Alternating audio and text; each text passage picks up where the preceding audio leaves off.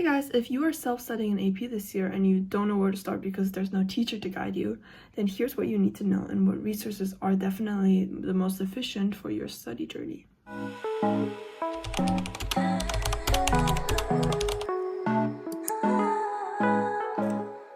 So the first thing is, before you even start, you should probably get familiar with how the exam is structured, because every AP there's like different sections. Obviously they'll have an MCQ most likely, and then there's like FRQs, and depending on what subject it is, there might be more or less, and there might be even sub branches. Like for example, in world history, AP World History, there's like DBQs, LEQs, and SAQs, and it's all like things that you have to write yourself.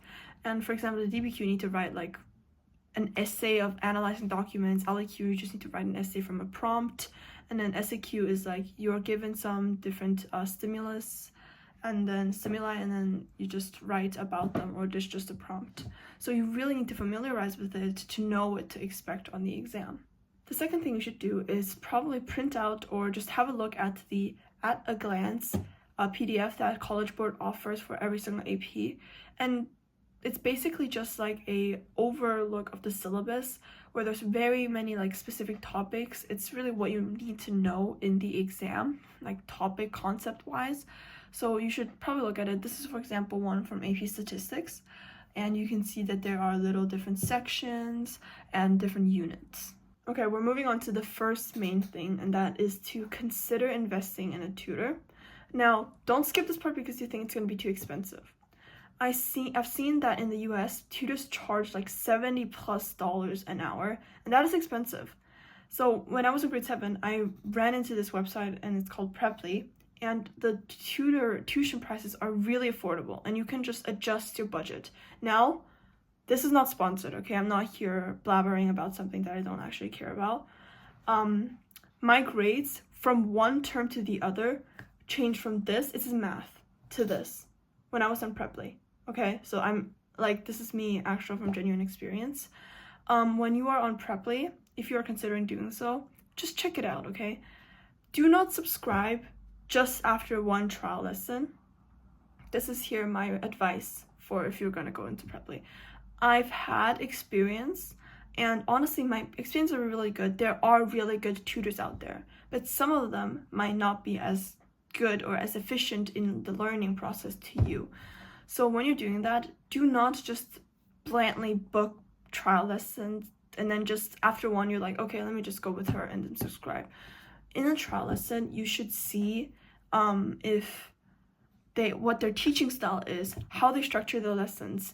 Are they going through PPTs and just reading off of them, or are they actually taking effort and time into explaining things to you, or are they using external resources like diagrams to help with your understanding? I made the mistake of subscribing to a tutor after one trial lesson, and then that means you have to pay for the next month of lessons, and you don't want to waste money on that if they're gonna just read off the PPT slides and not actually like help you, because I'm more of a visual learner, and you just reading the points off of like PowerPoint is not going to help me. So really consider just booking several trial lessons if you aren't satisfied with your teaching style. Beforehand, also message the tutor and say, I would like this lesson to be like a real, like I will subscribe to you. Like, don't waste time on the introductory stuff where you're just discussing the syllabus to me. I want to see how you teach me. Like, if I were to subscribe to you, what would I expect? This is really important. You don't want to spend the money on the next month or so and then not be satisfied with the tuition lessons. And if you are getting a tutor, you should schedule efficient times. So in a week, I recommend, if you're self-studying, maybe even 3 times a week. I'm doing that right now, but 2 times I guess is enough. Then you just have to spend a lot of time self-studying for these, like make time on the weekends. And schedule efficient times. For example, if your school offers extracurriculars after school, make sure that they don't overlap with your tuition schedules. You should make them, or you should make it later that day, so that it doesn't like get you too stressed, or you might get late to the lesson. For example, me, I schedule them on days where I don't have extracurriculars at school. Next thing is textbooks. You should invest in textbooks. I think I am a fan of Princeton Review, And all of my AP courses that I've ever taken, I have a textbook of Princeton review. Actually, I have the AP statistics one right here. So I have a lot of Princeton review. This is also not sponsored. So just invest in them. I think it's really helpful because they have their curriculum goes topic wise, and they're tailored for the AP curriculum. So there's a lot of information that is just specific to the AP course. It's very important that you should not use the textbook as your main textbook. Like in class, you don't follow a prep book. These serve as a review and like a guide and like to check yourself, like whenever you move on to a topic or you just need like the key points.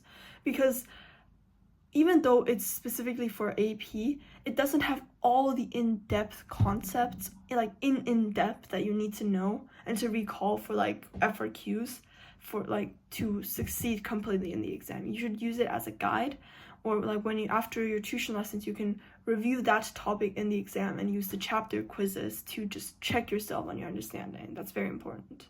Okay, moving on to the third point. Do not only rely on the online courses and the textbook to get you through the course.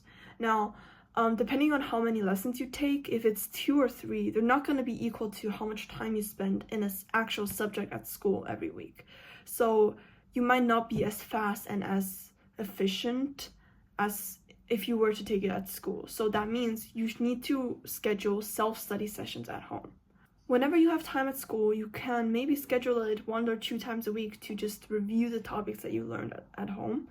This is my schedule that I made for like break times at my school. Even though it's just 25 minutes, I can get a lot of things done in 25 minutes.